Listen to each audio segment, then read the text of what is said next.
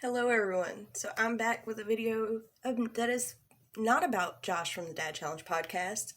Today we are talking about Katy Joy. And I kind of want to talk about more or less what hasn't changed and about how when I left YouTube for a little bit, I kind of stepped back for personal reasons, but I remember there being some real controversy around the anti-KJ community. And so I kind of just want to talk about that a little bit and what Katy's been doing. But before I do that, let me give my disclaimer. I'm so sorry. I do custom my videos, so if you have any little ones around, please go watch something else. And please come back. I'd love to have you here. I'm not kid friendly, and I want that to be made clear. So, moving on. I started my channel. I've said this so many times. I need to stop saying this, but I started my channel talking about Katy. And I think so many people, and this is such an important point to me, because I believe that intentions matter so much. My intention and so many others were, to stand up for the people who Katy was treating badly, mostly her own channel members and subscribers, but also I think a lot of us in the beginning truly wanted Katy to own up to what she was doing, take accountability, and to see her change. I think that's the point of a lot of commentary channels or even drama channels, whatever you want to label. I think every situation any type of channel covers is different, so it's sometimes it can be more commentary, sometimes it can be more drama and just having fun. But I think for sure, I know that I was hoping that she would take some accountability. And there was, making fun of things she said and did because they were outrageous and things like that. But at the end of the day, really just wishing to see her turn it around, but also wanting to hold her accountable for the things that she was doing. And so I'm not sure how things played out while I was gone, but I know when I was, excuse me, hold on just a second. Ooh, I had to get a drink. Okay, I know when I was kind of stepping away and I had my own things going on, there was this whole negative vibe around the anti-KJ community. And first of all, let's just say not everybody only covered KJ, but you were definitely lumped into this if you covered her at all. I think a lot of that has to do with how Katy tried to make it out to be that she was just being bullied and harassed and attacked as usual. I think a lot of other people saw so much coverage on her for so long and was like, are you not just, are you bullying her? Are you beating a dead horse? Which, I mean, I will be honest, it does feel that way sometimes covering her. But I do believe there's a point in it. And I do also want to mention, yes, there was a lot of arguments and things going on back and forth between the people making anti-KJ commentary. And so that didn't make the community look the best. But overall, before I come back and I really jump into covering Katy again, I cover different people. Sometimes I cover the same person multiple times. Here's the thing for me. I think intent matters. It matters so much. Is your Channy? That sounded like a different word. Completely. I'm gonna leave that right there for you guys to laugh at. Is your channel bullying? That's how that happened. Right. But is it bullying someone if your videos and your content themselves are not bullying? If the intent behind it isn't to, not just the intent, but the way you put it out there, is it meant to bully this person, or is it really truly meant to try to make a difference or hold that person accountable? And so I don't think it matters if your channel covers a whole lot of Katy Joy, because Katy Joy does a whole lot of mess. And I just wanted to make it clear that if I had not have left, if I would have left, I would have definitely continued to cover Katy. And here's why. I personally believe that she has not changed one bit. Like, not at all. This woman lives for this shit. In my personal opinion, this is my channel, my video, my opinion. I believe she thrives in the midst of all of these issues. So whether she's being sued for, I don't know, is this the fourth time? We're going to talk about that in just a second. Or just having people talk about her again. There's like the part of her that plays the victim and calls everyone bullies, but you see it in her face. Like, I will definitely say I've kept an eye on her channel throughout time, and I don't feel that in the time that things kind of died down for Katy, I never saw the same amount of joy in Katy Joy as when she's in a bunch of shit. And her patterns of behavior, the way she handles it, have not changed. And nothing about her personality, her attitude, nothing about her has changed. Which kind of ties back into me saying, I don't think it's wrong to cover Katy for as long as you want to. As long as you're not directly bullying, just covering her doesn't make you a bully. This woman has time and time again been sued or found herself in hot water for defaming people. She has hurt people. She has continued to do the same things over and over again. So making videos, trying to hold her accountable, trying to point these things out, educating other people who may watch her and stumble across her and not know, I think it's important. I don't care who you're covering. If you see behavior that could potentially be dangerous or spreading misinformation, and I know Katy, excuse me, I know in a lot of ways, like, she covers reality TV stars and it's kind of not that deep, but some things in the past have, for example, the Sophie Long case. Misinformation on a case like that can be very, very, very dangerous.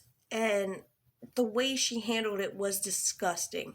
And the way she was treating her subscribers and people speaking out to her at the time was disgusting. And I feel like we should have the right to make as many videos about that as we want, because she is still doing the same thing. And ultimately, has Katy changed?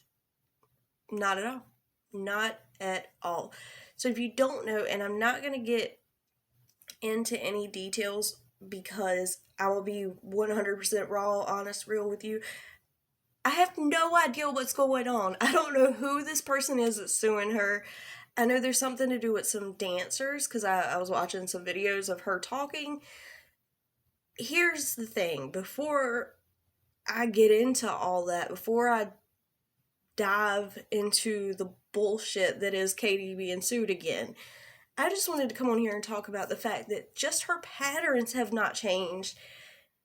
She's in another lawsuit. So if you don't know, before Katy was sued by Tati Westbrook, the queen of makeup on YouTube, she was actually sued by someone else for defamation. And after Tati sued her for defamation, Todd Chrisley sued her for defamation, and now someone else is suing her for defamation. And there's patterns within this. So Katy, first of all, this case is no different from every other one. Katy has these sources that she can never reveal. So it's almost like she can say whatever she wants about this person. And here's the thing. If you don't think there's anything wrong with what Katy's doing, that she's just reporting, which, by the way, she is back to being an investigative journalist. I can't. But she has these sources that she can't name. And don't get me wrong, in real investigative journalism, I know it is very important in certain cases to protect your source for their protection. But never, not once in the history of Katy Joy, has she ever stated her source? Has she ever credited her source? Other than when she was sued by Tati Westbrook and she was in hot water, and then she goes, well, the things I said about you it wasn't defamation from me. I was told those things. I was told it by my source. Here he is. Blame him. And if you can't see what's wrong with that, I don't know where to start. But she has never, not once, just credited a source anywhere else. She will say crazy things, like in this particular case, while I don't know everything that's going on, I know she was talking about people trying to escape from this place that they were being controlled in. And then she's like, that's what these people are telling me. But it's like, which people? What people? Like, I don't understand how you can just say, like, I heard that, and then put it on your platform. But this has happened several times, and this is why she's in a lawsuit again. This is why that happens. So every time Katy gets into a lawsuit, there's kind of a pattern of behavior where at first she's overly confident. My lawyers have looked at this.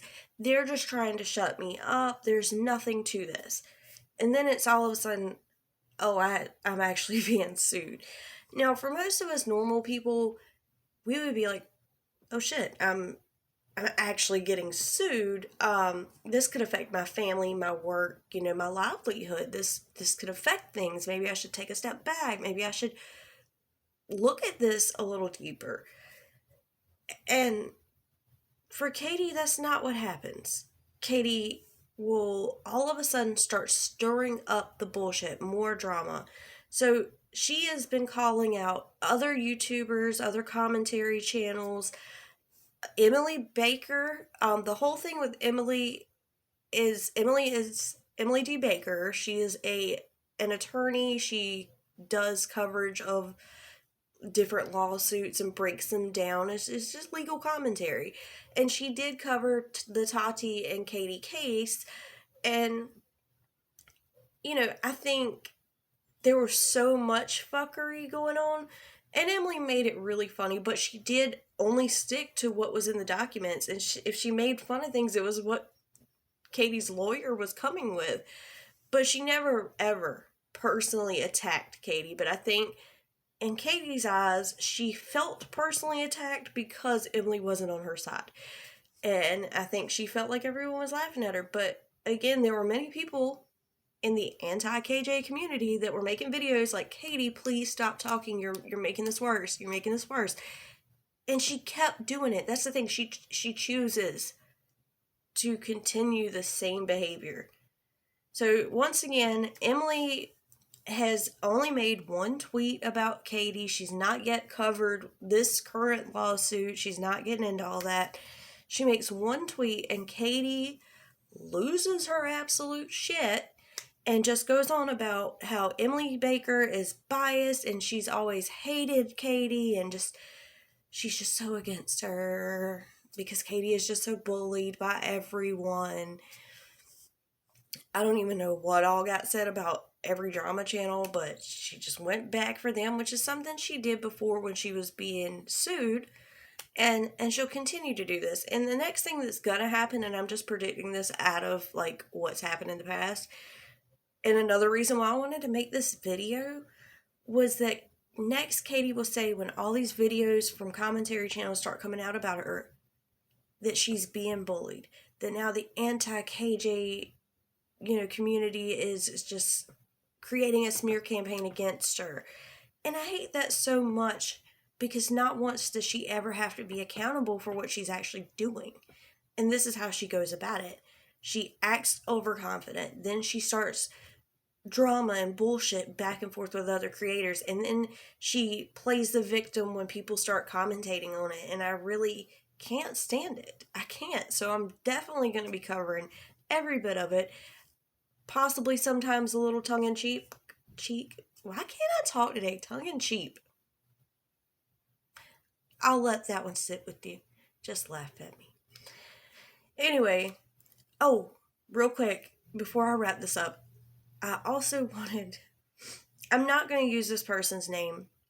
So there were some serious things that did go on during the Tati versus Katy fuckery of a lawsuit. There was a lot that went on. It was so much. There was a lot of ups and downs. But there were some serious things that happened. There was some hacking and forging of emails. There were threats and very disgusting things put together and sent to people, like pictures of children inappropriately, and just, it was a lot. It was a lot.